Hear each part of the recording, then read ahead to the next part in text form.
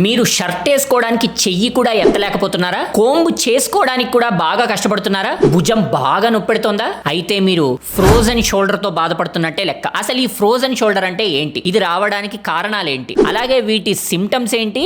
వీటి ట్రీట్మెంట్ ఏంటి? వీటి గురించి అంతా మనం ఈ వీడియోలో క్లియర్ గా తెలుసుకుందాం.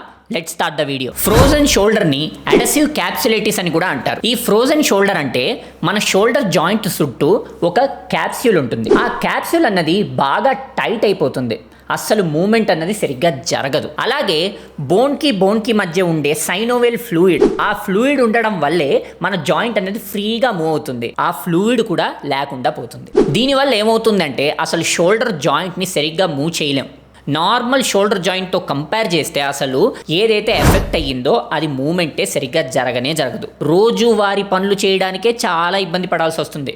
షర్ట్ వేసుకోవడం కానీ, కోంబింగ్ కానీ అసలు సరిగ్గా చేసుకోనే లేరు. అలాగే రాత్రి పూట కూడా ఎంతో పెయిన్ ఉంటుంది. ఈ పెయిన్ వల్ల ఇబ్బంది పడుతూనే ఉంటారు. ఈ ఫ్రోజన్ షోల్డర్ రావడానికి ముఖ్యమైన కారణం డయాబెటీస్. ఈ డయాబెటీస్ ఎక్కువగా ఉండడం వల్ల ఏమవుతుంది అంటే మసిల్ అన్నది చాలా వీక్ అయిపోతుంది. అలాగే ఈ సైనోవెల్ ఫ్లూయిడ్ కూడా ఎక్కువగా తగ్గిపోతుంది. జాయింట్లో మనకి మూమెంట్ కూడా తగ్గిపోయి ఇమ్మొబిలిటీ పెరిగిపోతుంది. థైరాయిడ్ రిలేటెడ్ ఇష్యూస్ ఎక్కువగా ఉన్నా సరే మనకి ఫ్రోజన్ షోల్డర్స్ వచ్చే ప్రమాదం ఎక్కువగా ఉంటుంది. ఆటో ఇమ్యూన్ డిసీజ్ వల్ల కూడా కొన్నిసార్లు వచ్చే ప్రమాదం ఉంటుంది. ముఖ్యంగా ఏజింగ్ వాళ్ళకు కూడా ఇది వస్తూ ఉంటుంది. అంటే 60కి పైబడిన వాళ్ళు కూడా ఈ ప్రాబ్లంకి లోన్ అవుతూ ఉంటారు.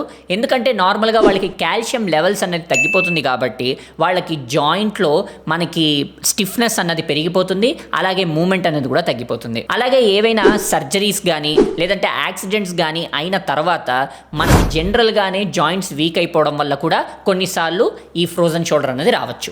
మనం ఫ్రోజన్ షోల్డర్ని కానీ నెగ్లెక్ట్ చేస్తే ఎలాంటి కాంప్లికేషన్స్ వస్తాయో చూద్దాం. షోల్డర్ మూమెంట్ అన్నది అసలు మనం చెయ్యలేం. భుజాన్ని సరిగ్గా మూవ్ చేయలేం. ఎప్పుడూ ఇబ్బంది పడుతూనే ఉంటాం. చిన్న పనులకు కూడా ఎంతో ఇబ్బంది పడాల్సి వస్తుంది. అలాగే క్రానిక్ పెయిన్ ఉంటుంది.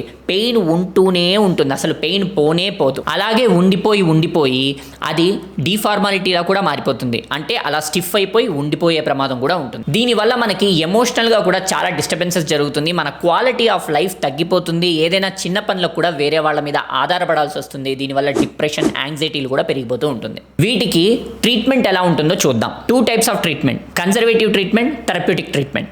కన్జర్వేటివ్ ట్రీట్మెంట్ అంటే ఏంటి? సర్జరీ కాకుండా చిన్న మ్యానిపులేషన్స్ వల్లనో చిన్న ఎక్సర్సైజ్తోనే మనం దీన్ని రికవర్ చేసుకోవడం. దీన్ని కన్జర్వేటివ్ ట్రీట్మెంట్ అంటారు. థెరప్యూటిక్ ట్రీట్మెంట్ అంటే సర్జికల్ ట్రీట్మెంట్. ఈ కన్జర్వేటివ్ ట్రీట్మెంట్లో ఫస్ట్ పెయిన్ రిలీఫ్ కోసం NSAIDs ఎక్కువగా ఇస్తూ ఉంటారు. అలాగే ఫిజియోథెరపిస్ట్ ఎక్కువగా హీట్ అండ్ కోల్డ్ థెరపీస్ ఇస్తూ ఉంటారు. దాని తర్వాత ఎక్సర్సైజ్ కూడా చెప్తూ ఉంటారు. ఈ ప్రాబ్లంకి చాలా ఎక్స్ట్రీమ్ సిచ్యువేషన్స్కే సర్జరీస్కి వెళ్తారు. మ్యాక్సిమం వెళ్ళరు, కానీ ఎక్స్ట్రీమ్ సిచ్యువేషన్స్లోనే సర్జరీస్కి వెళ్తారు. అసలు ఈ ఫ్రోజన్ షోల్డర్స్కి అద్భుతంగా ఉపయోగపడే ట్రీట్మెంట్ ఎక్సర్సైజెస్. ఫిజియోథెరపిస్టులు కొన్ని ఎక్సర్సైజెస్ చెప్తారు. ఖచ్చితంగా అవి చేయాలి. అవి చేస్తే మనం ఇంట్లోనే దీన్ని చక్కగా ట్రీట్ చేసుకోవచ్చు. ఫ్రోజన్ షోల్డర్కి ముఖ్యంగా ఉపయోగపడే ఎక్సర్సైజ్ పెండులార్ ఎక్సర్సైజ్. ఈ ఎక్సర్సైజ్ చేయడం వల్ల క్యాప్స్యూల్ స్టిఫ్నెస్ అన్నది తగ్గి కొంచెం ఫ్రీగా మూమెంట్ అవుతుంది. మరొకటి టవల్ స్ట్రెచ్చింగ్ ఎక్సర్సైజెస్. ఈ టవల్ స్ట్రెచ్చింగ్ ఎక్సర్సైజెస్ చేయడం వల్ల ఓవర్ హెడ్ ఎక్సర్సైజెస్ అంటే మన తల పైకి చేసే ఎక్సర్సైజెస్కి చేయడానికి కొంచెం ఫ్రీగా ఉంటుంది. జాయింట్ కూడా కాస్త ఫ్రీ అవుతుంది. అలాగే rotation exercises, shoulder stretching exercises కూడా ఎంతగానో ఉపయోగపడుతుంది. ఇవన్నీ స్టెప్ బై స్టెప్, ప్రాసెస్ చేసుకుంటూ వెళ్ళాలి.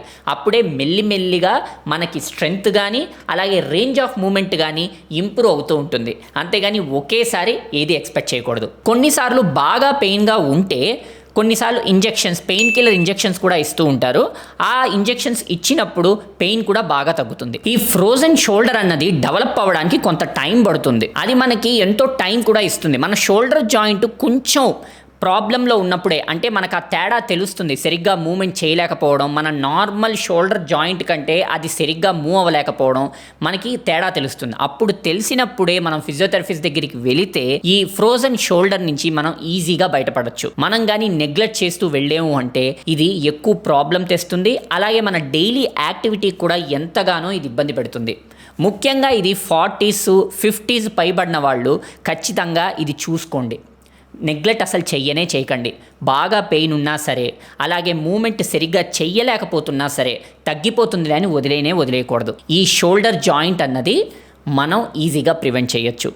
సో ఖచ్చితంగా మీకు ఎలాంటి చిన్న డిస్కంఫర్ట్ ఉన్నా సరే మీరు ఫిజియోథెరపిస్ట్ దగ్గరికి వెళ్తే చక్కటి ట్రీట్మెంట్తో మీరు ఎంతో బాగా బయటకు వచ్చేయచ్చు. సో మీ ఫ్రెండ్స్ కానీ మీ పెద్దవాళ్ళు కానీ ఎవరైనా ఈ ఫ్రోజన్ షోల్డర్తో ఇబ్బంది పడుతూ ఉంటే ఖచ్చితంగా వాళ్ళకి వీడియో షేర్ చేయండి, ఎడ్యుకేట్ చేయండి. వాళ్ళు హెల్తీగా ఉంటారు, మీరు హ్యాపీగా ఉంటారు, అందరూ హ్యాపీగా ఉంటారు. సో హెల్త్ ముఖ్యం బిగిలే ఛానల్కి తప్పకుండా సబ్స్క్రైబ్ చేయండి. అలాగే లైక్, షేర్, కమెంట్ చేయడం మర్చిపోకండి. Follow us on Facebook, on Instagram also. Thank you.